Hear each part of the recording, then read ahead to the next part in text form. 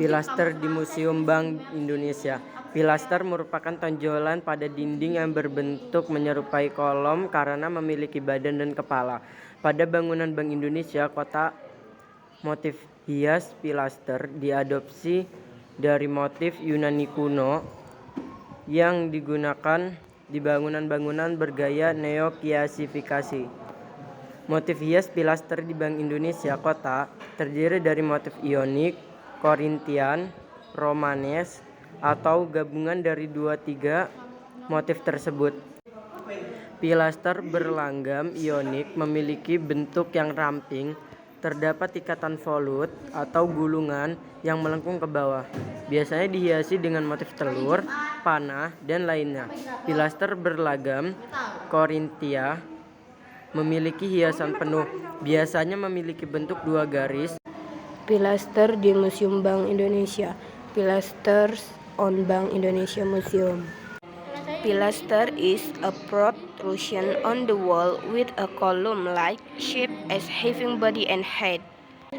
On Bank Indonesia's building, ornamental motif of pilasters was adopted from ancient Greek. The same motif used on other neoclassical buildings. The ornamental motif of pilasters consists of iconic Corinthian and Romanesque motifs, or a mix of the 2 or 3 motifs. Ionic style pilasters has a slim form and a volute bending downward. It is usually decorated with motifs of eggs, arrows, edge. Corinthian style pilasters has full ornaments, commonly 2 rows of acanthus leaves and 4 volutes. Romanesque style pilaster has the most corroded ornament with geometric, plant, animal, or human motif. Dalam ekonomi terpimpin, bank-bank pemerintah harus tunduk sebagai alat revolusi. Agar sejalan dengan cita-cita revolusi, musyawarah bank berjuang Sabang sampai Merauke pun diselenggarakan. Hasilnya, doktrin bank berjuang menyebutkan antara lain kesatuan jiwa di kalangan perbankan dan integrasi antara perjuangan perbankan dan perjuangan masyarakat. Konsep ini mengiring integrasi antar bank pemerintah dan berujung pada pembentukan bank tunggal dengan nama Bank Negara Indonesia. In guided economy, state banks were obligated to be subservient to the state and function as a device of the revolution. The Conference on Struggling Bank from Sabang to Merauke was thus held to keep the banks in line with the goal of the revolution. Is result, the doctrine of the Bank of Revolution mentioned the unity of purpose among banks and the integration between the struggle of bank and the struggle of the state. Such concept accompanied the integration among state bank and led to the establishment of the unitary bank under the name of Bank Negara Indonesia of the State Bank of Indonesia. Penggunaan kata rupiah.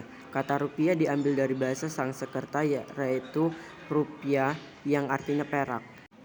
The usage of rupiah. Rupiah originates from Sanskrit rupiah, which means silver. Asal-usul kata duit. Kata duit berasal dari kata doit, satuan terkecil mata uang VOC yang beredar di Nusantara sekitar 200 tahun yang lalu. The origin of duit. Duit originates from the word doit, the smallest VOC currency unit circulated in Nusantara about 200 years ago. Dari di Javas Bank menjadi Bank Indonesia. Lahirnya Bank Indonesia berasal dari proses pembelian hampir 100% saham Bank Belanda atau De Javase Bank atau DJB oleh pemerintah RI pada tahun 1953. From the Javanese Bank to Bank Indonesia. Bank Indonesia was established after the Indonesian government bought almost 100% of the Javanese Bank DZB share in 1953. Sistem clearing.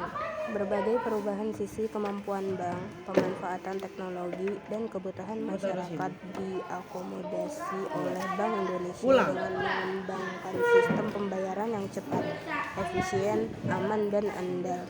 Dalam periode ini dikembangkan sistem baru, yaitu clearing lokal secara elektronik pada tahun 1998, diterapkan di wilayah clearing Jakarta dan disebut Sistem Clearing Elektronik Jakarta atau SKEJ.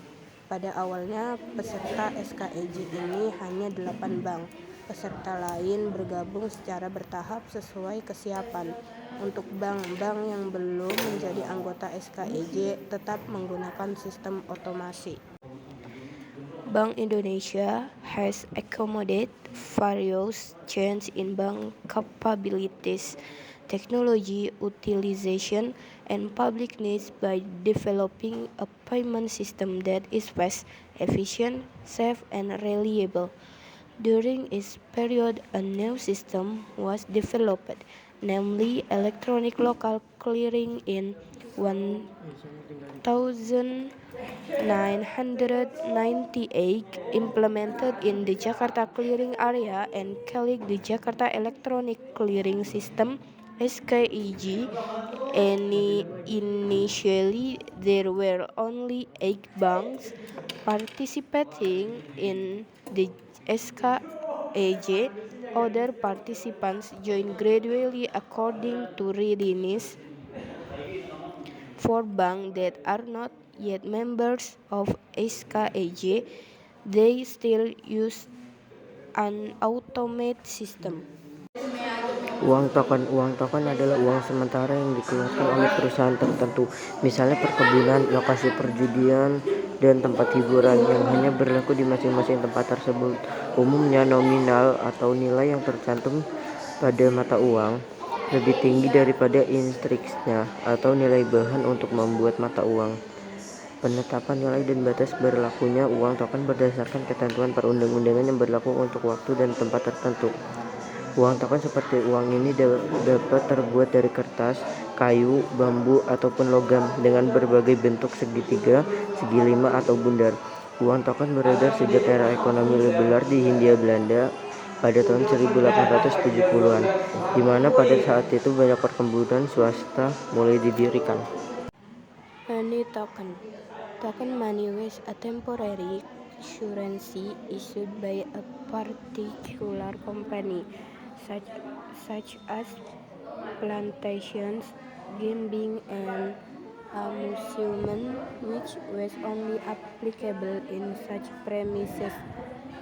Generally, the nominal values as stated in the currency were higher than their intrinsic values of materials used to produce the currency.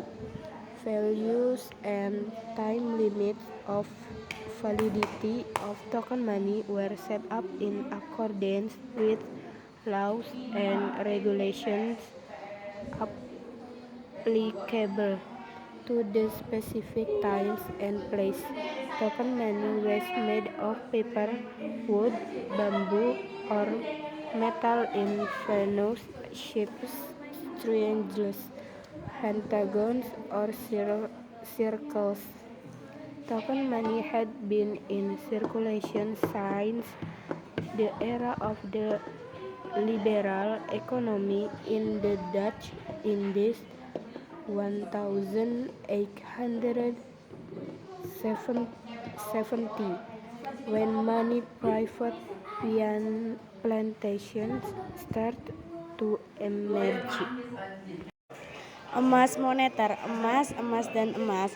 Sejak zaman dahulu, emas digunakan sebagai standar satuan nilai karena nilainya yang tinggi. Logam mulia ini disukai karena stabil, tidak lekang, ditelan massa, dan bersifat universal karena selalu diterima di setiap tempat. Apa hubungan emas, uang, dan bank? Dahulu setiap kelompok masyarakat memiliki sistem satuan nilainya sendiri. Meluasnya perdagangan memunculkan kebutuhan mata uang universal yang dapat diterima masyarakat luar. Ide ini terwujud dalam bentuk bank kontes, uang kertas bank yang dikeluarkan oleh bank. Namun di awal kemunculannya, bank notes tersebut tidak dapat diterima begitu saja oleh masyarakat luas. Untuk memperoleh kepercayaan masyarakat atas uang yang diedarkannya, bank harus memiliki cadangan emas berbagai jaminan emas moneter. Masyarakat dapat sewaktu-waktu menukar banknotes yang dimilikinya dengan cadangan emas bank sesuai nilai tukar yang berlaku saat itu. Some of Indonesia monetary gold is stored in Bank Indonesia and some in held by custodians start to fall holding to monetary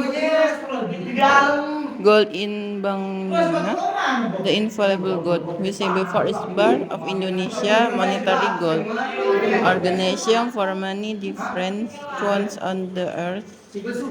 Testamentary there's powers endured along history, starting from the time of the safest bankhead on Spain.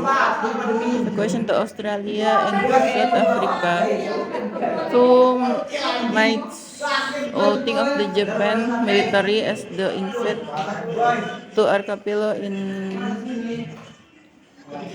after the establishment of Bank Indonesia, the monetary gold held by then Jabusco Bank is automatically transferred to the hand of Bank Indonesia. Indonesia monetary gold rivalry today is grown, along with the country evolving in the global markets.